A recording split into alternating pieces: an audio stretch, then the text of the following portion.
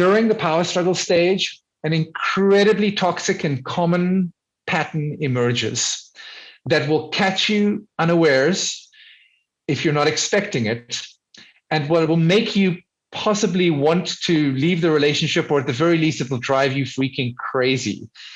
And if you're not expecting it, you may point fingers at your partner and blame them for it, which will just make things worse. And the pattern is this.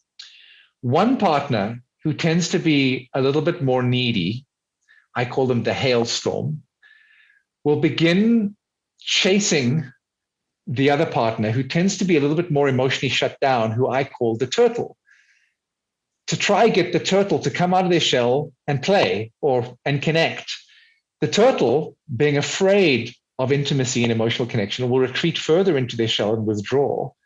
The hailstorm will then start hailing on top of them, which will make them withdraw more. The hailstorm will kind of chase them, which will make them withdraw more. And this dance goes round and round and round and round, the hailstorm chasing the turtle. And the more the hailstorm chases, the more the turtle withdraws. And this goes round and round until the couple blow up into a massive fight and don't talk for a week or break up. This is the single most common pattern that I see in all of my work with couples. And it is so heartbreaking to be in the midst of the pattern. I know personally, I've been caught in it many times before. And for the hailstorm who's afraid of abandonment, their partner's withdrawal triggers their childhood wound, unhealed wound of abandonment. And for the turtle, who's often afraid of being engulfed, this hailstorm kind of engulfing the turtle triggers the turtle's fear of engulfment, which makes them want to retreat more. And both people are traumatizing or re-traumatizing each other until they become conscious of what they're doing and they break the cycle. So if you catch yourself, if you know you're more hailstormy, catch yourself doing these things. Hailstorms drive their turtle partners into their shell by being critical, by pointing fingers and being blamey, by being demanding and insistent, sometimes being needy and clingy and desperate. And every one of these things will be repulsive to your turtle partner. Now, it's not always a hailstorm turtle partnership. Sometimes you get two hailstorms, sometimes you get two turtles, and there are actually three other of these types as well that I call chameleon, the wolf, and the sheep. But the most common two are the hailstorm and the turtle, and they account for probably 90% of my clients. We'll just talk about them. And if you catch yourself doing this, stop and be vulnerable. Share what's on your heart. Talk about what's going on inside here, not what's going on over there with your partner. Hailstorms almost can't help themselves but talk about their partner. You never, you always, you don't love me. Why are you never here? What's wrong with you? It's like you. And the turtle's like, oh, they retreat into their shell and like run away. Mm-hmm. So hailstorms, you've got to be aware of that. Turtles, here's what you've got to be aware of. Because you're afraid of either being rejected or being engulfed. Rejected means being judged as deficient in some way. When you experience being rejected or engulfed, you will numb your emotions, shut off or disconnect yourself from your heart, and retreat into your shell and hide out. And this will just make things worse. Although it may not feel like it in the moment, you can actually do something to make the situation better. And here's what I suggest you do. You stay present, don't run away, and instead of defending, reassure your partner that you love them and you're listening to them.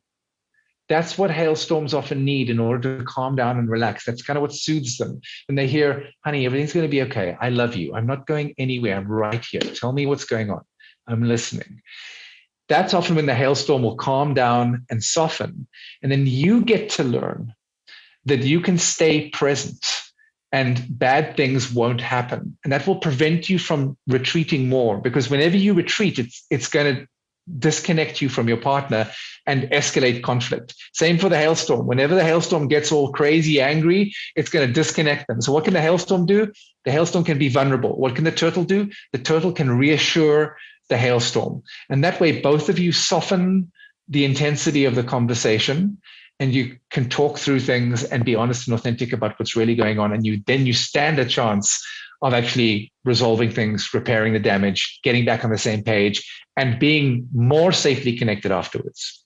So that's the second idea. You will get caught up in this hailstorm turtle dance. Can I ask you a couple questions about that? Yes. So is the hailstorm kind of person maybe an anxious kind of attachment kind of style, or maybe someone who's more extroverted that wants the turtle to come out, and the turtle's maybe more of an avoidant kind of attachment style, or more of a introverted kind of personality? And I'm asking this because I was having this conversation yesterday with a woman, and she and her husband have been married, I think maybe 6-7 months. They're a little older. They're in their 70s, and it's a second marriage. And she was telling me, we were driving in the car together. We went to see another sick person who's in a care center. And she's telling me, she said, what I'm finding is that I want to go out and play all the time, and I want to have people over all the time, and I want to be really social all the time. And he doesn't want to do that.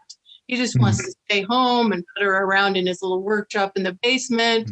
And she's expressing this to me, that this is becoming a bit of a conflict for them. So it sounds like they're coming out of the romance, fall in love stage. 6-7 months. That's perfect time. And now all of a sudden she's going, well, she said, I thought, this is exactly what she said, I thought we'd be having friends over all the time and being really social and interacting with lots of people. And that's not what he wants to do. Yeah, exactly. So they're entering the power struggle stage. She's probably more extroverted. He's probably more introverted.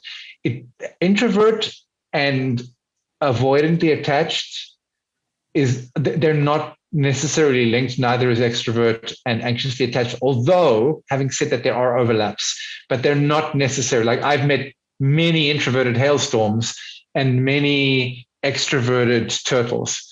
They're not mutually dependent like that. But when I say hailstorm, I'm referring to anxious attachment. When I say turtle, I'm referring to avoidant attachment. When I say chameleon, I mean fearful avoidant attachment. And when I say wolf and sheep, I'm talking about disorganized attachment. And these are all things I teach in my programs. And it's important to know your attachment style. Knowing you're a hailstorm, you can catch yourself doing the hailstormy, critical, anxious, angry, blamey thing. Knowing you're a turtle, you can catch yourself numbing out and withdrawing and retreating and stop yourself. Otherwise, you'll just end up torturing each other in that pattern over and over and over.